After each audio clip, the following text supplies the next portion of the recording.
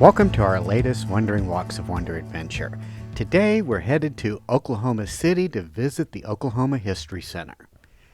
This center features a wide range of exhibits and galleries that cover various aspects of Oklahoma's history, including its Native American heritage, pioneer days, the oil boom, and much more.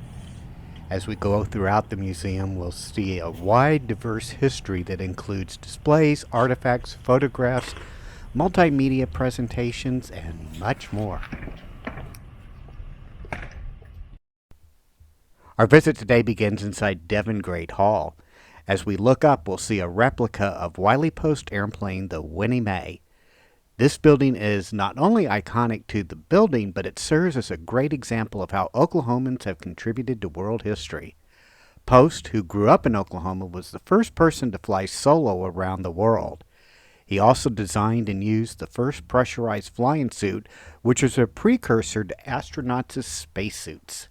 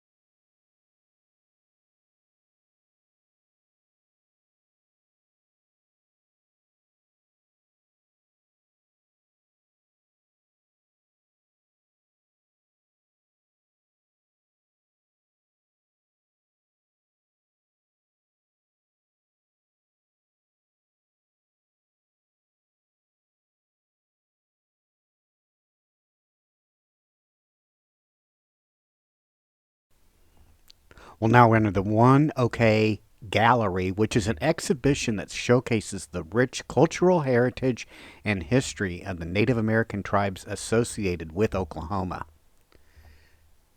This exhibit encompasses all 38 federally recognized American tribes currently linked to the state of Oklahoma. Inside, as we wander around the exhibit, we'll take a look at the historical roots of the native peoples of Oklahoma. This will include their ancient traditions, lifestyles, and various challenges they faced throughout history. We'll also have a chance to gain an insight into the vibrant and diverse contemporary cultures of American Indian tribes in Oklahoma.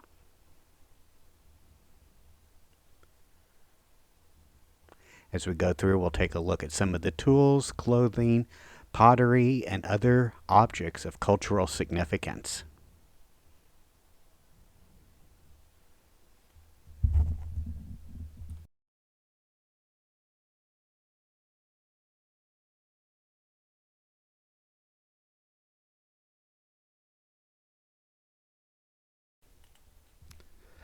The hide bag that we see here is made out of either deer or antelope and contains pumpkin seeds.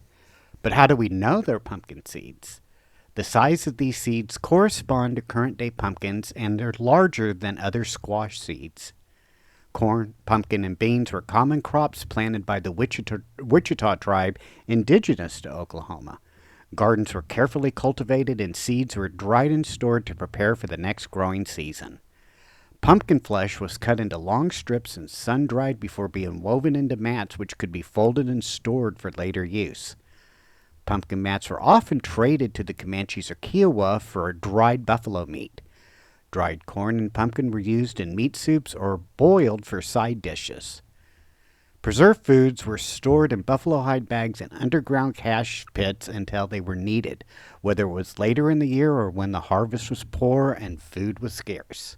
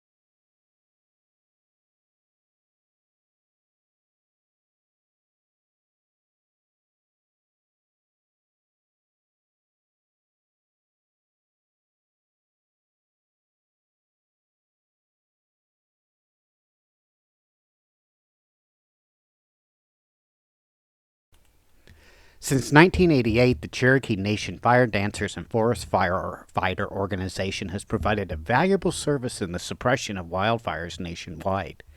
The fire dancers operate under the auspices of the United States Forest Service. They are just one of 12 tribal firefighting groups in Oklahoma. Cherokee fire dancers have earned outstanding reputations in the respect of all wildland fire management agencies throughout the United States. They have helped in times of national need like the 2003 Shuttle Columbia disaster and Hurricane Katrina. In addition to other rigorous training, the pack test to become a Cherokee fire dancer is a 45-minute, 3-mile hike carrying 45 pounds on their backs.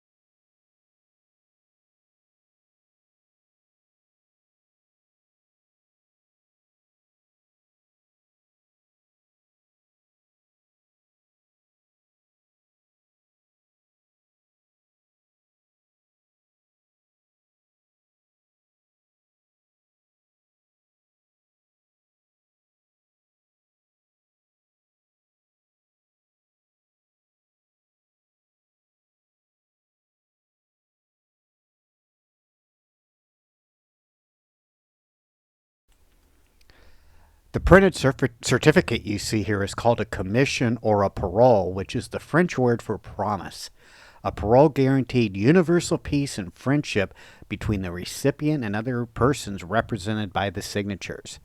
It also attested implicitly that the recipient was an official representative and chief of his band or tribe, a false and unfair assumption that remained at the core of troubled Indian-white relations for most of the 19th century.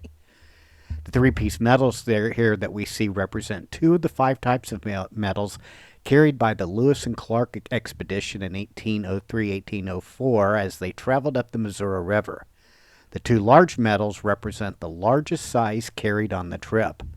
The third medal represents the smallest size category that featured the bust of President Thomas Jefferson. By far the most important aspect of these gifts was an understanding that the parties would maintain peaceable relationships with one another and with their neighbors in the interest of free and profitable commerce. Some Indian leaders believed that a medal was a guarantee of the givers' military support against their own native rivals and enemies.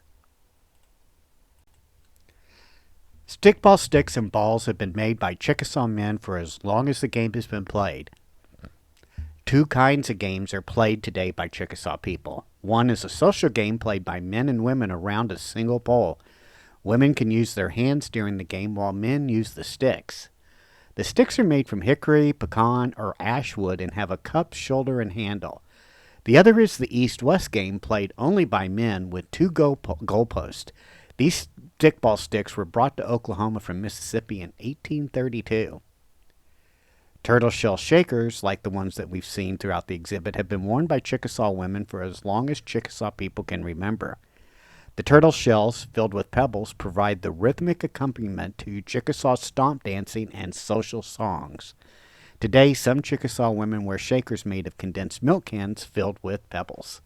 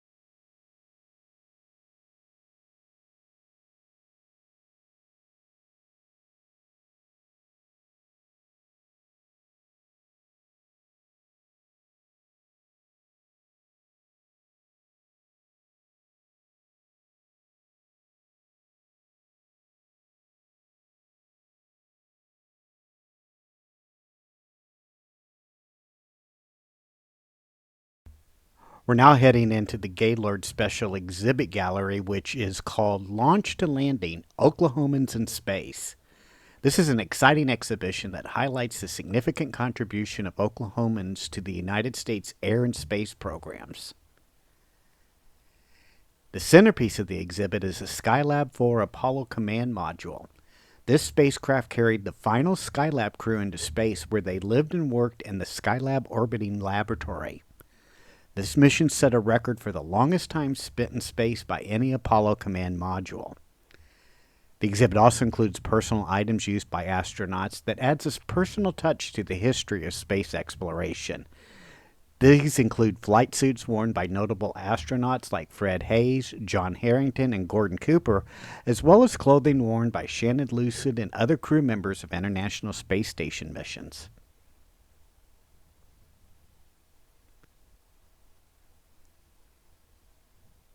A NASA Mission Control Console is also on display that provides insight into what the control center looked like where crucial decisions were made during space missions. We'll also see examples of space shuttle heat tiles, which played a vital role in protecting the spacecraft during re-entry into the Earth. And keep a lookout for those ever-present moon rocks, those lunar samples that came from several of the Apollo missions, and offers us a chance to get up close with the extraterrestrial world.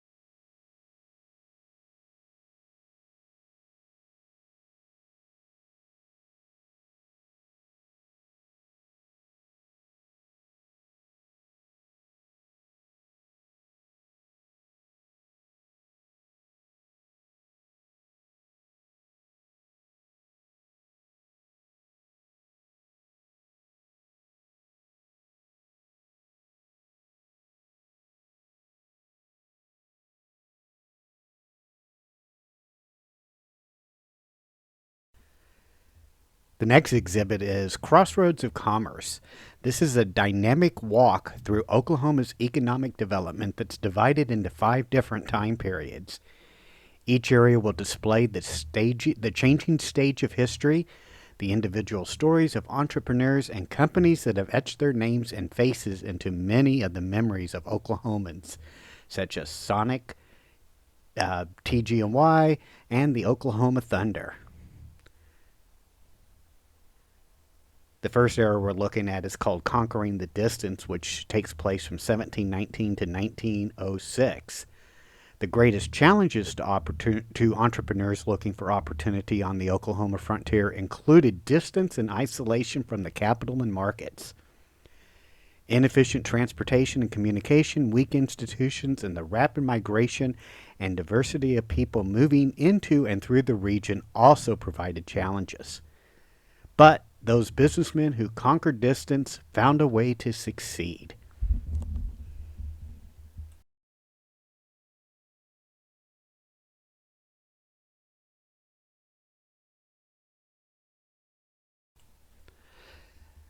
Inside this case, we see some corncob birds. These birds in this case illustrate what would have been found in a Wichita grass house before contact with French traders. The toy bird figures hanging from the twisted branch are made of corncobs with small feathers attached to the side and end. They would have been hung from the rafters inside a grass house. Grass houses were common to Wichita culture between 1750 and 1820 and were constructed of cedar poles and tall grass bundles that rose to a smoke ring at the top of the structure. Because of their location, the corncob birds would move as heat rose from a central hearth. They were also hung from cradle boards. According to Wichita history, the gift of corn was bestowed to the tribe by the spirits of the first man and woman, Morning Star and Moon.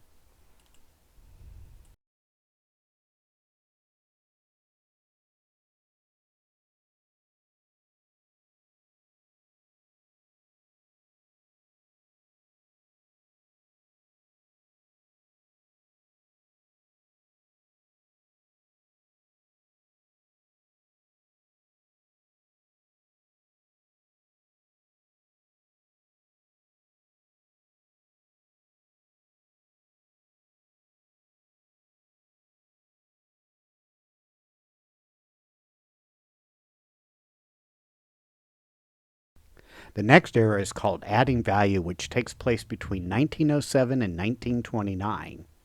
With better transportation, communication, institutional structure, and access to capital and markets, the primary raw materials for economic development came from the ground in the form of crops, livestock, oil, and other minerals. Economic activity was driven by those who added value to these raw materials and created a ripple effect that supported service industries.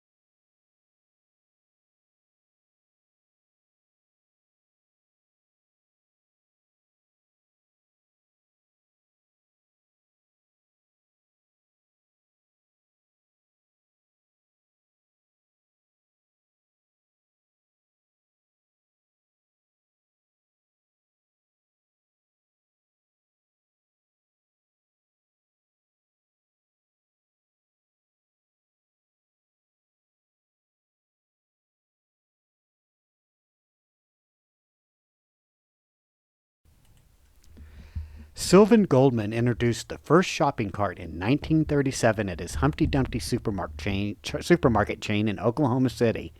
Goldman based his design on a wooden folding chair. He later manufactured the carts at the Folding Carrier Corporation. But the invention did not catch on immediately. After hiring models to push his new invention around his store and demonstrate its utility, his folding style shopping carts became extremely popular. Next to the original shopping cart is also the first parking meter, which was invented by an Oklahoman, Carl C. McGee, who served as chair of the traffic committee for the Oklahoma City Chamber of Commerce.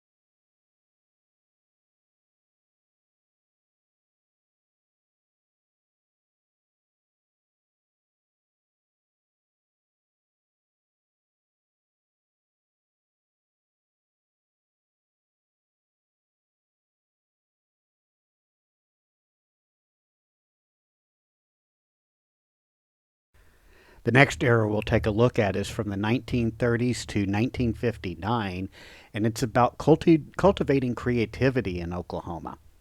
As the Oklahoma economy escaped limitations as a regional source of commodities, competition on the bigger stage demanded not just hard work and adding value, but also a more sophisticated business structure that balanced capital, production, and marketing. Those who applied innovation through creativity, efficiency, and sustainable business models supported the economy during a prolonged period when falling prices for crops, livestock, and oil created hardship in rural Oklahoma.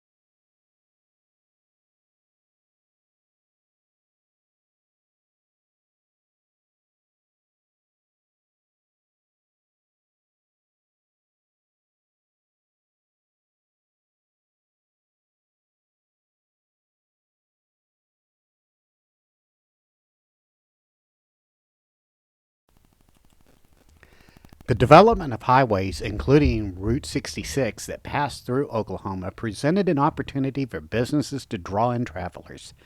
Sonic Drive-In was opened by Troy Smith in Shawnee, Oklahoma in 1953, but was originally called the Top Hat Drive-In. Just a year after opening, he added the intercom system, a shelter for the cars, and car hops on roller skates to deliver food directly to the customer in their vehicles. Each customer received a mint with their order, a tradition to remind customers that they were worth a mint.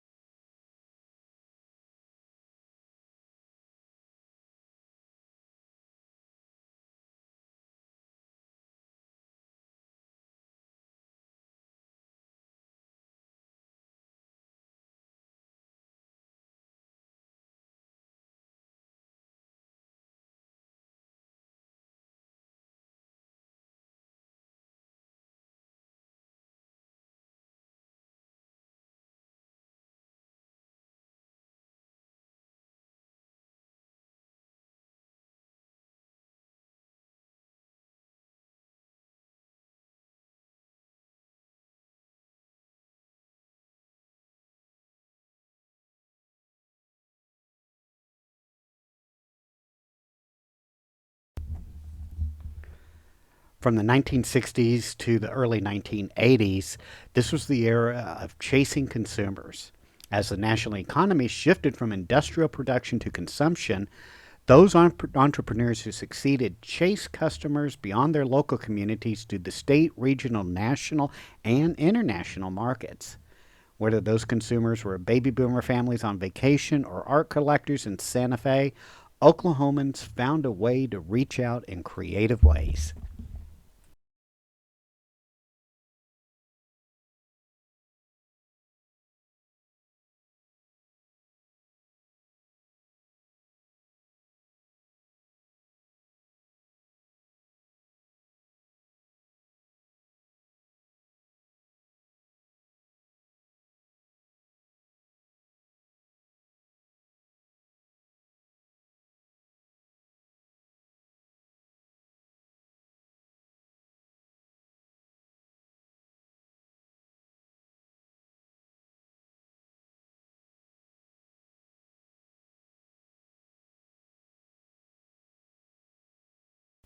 The era from 1983 to the present talks about embracing diversity.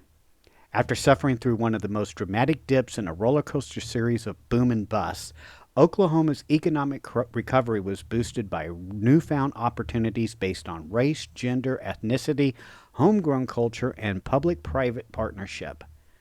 By embracing diversity, women, immigrants, American Indians, and native born Oklahomans opened new doors of opportunities for everyone and recognized the value of giving back to their community.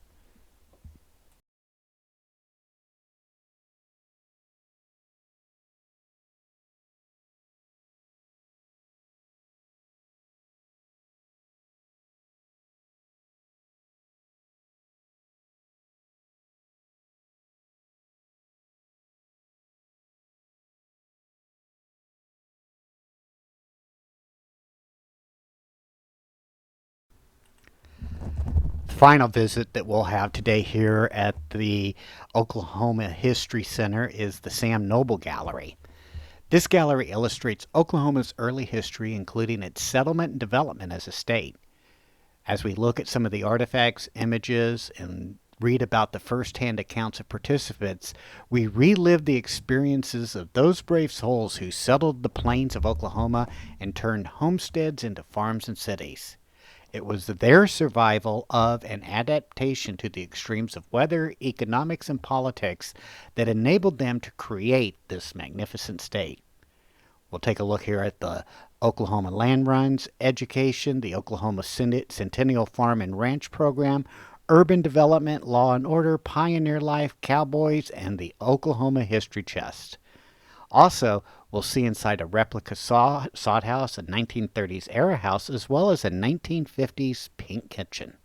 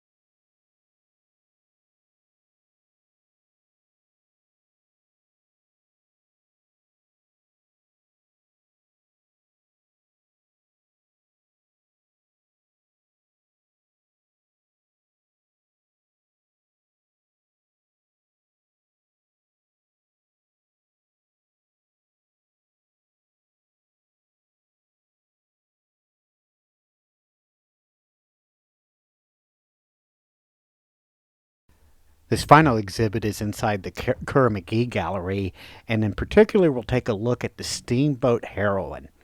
In May of 1838, the heroin was navigating the Red River on its way to deliver much needed supplies to the soldiers at Fort Towson.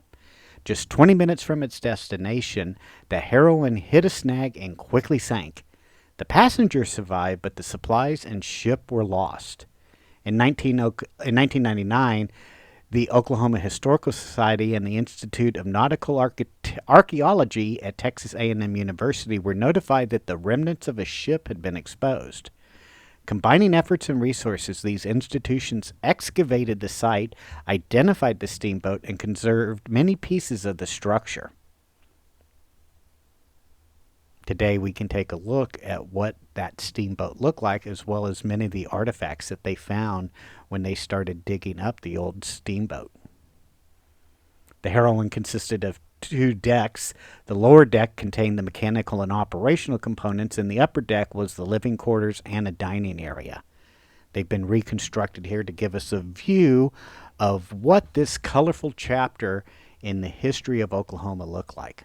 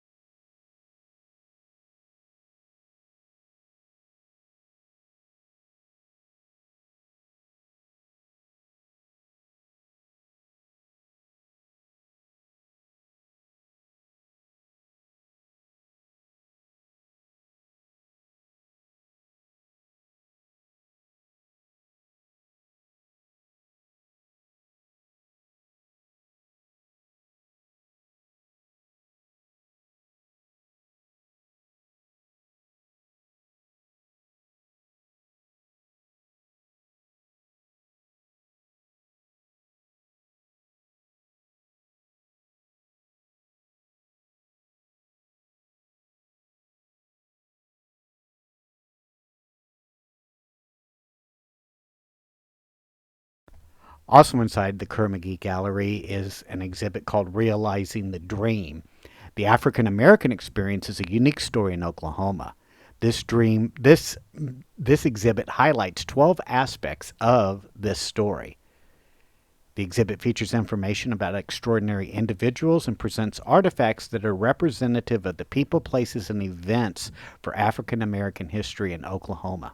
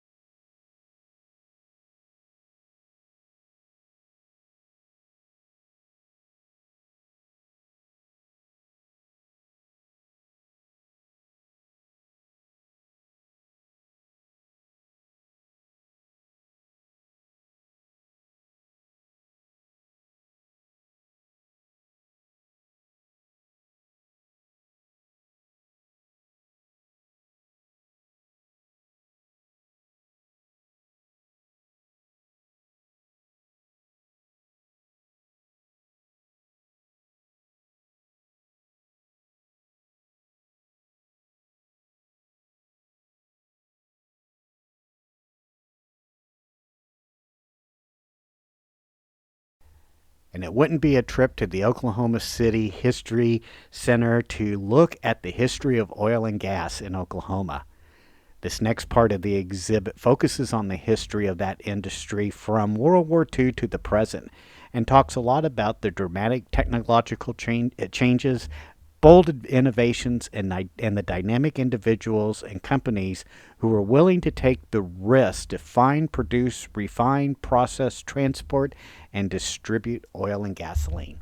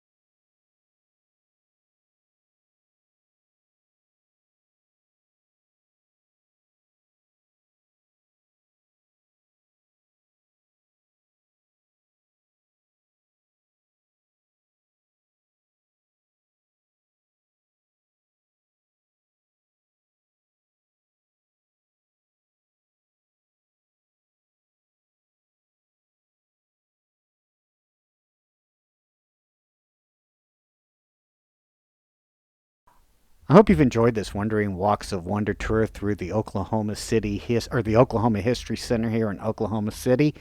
Make sure to hit that like and subscribe button, and we will see you on our next Wandering Walks of Wonder adventure. Take care now. Bye bye.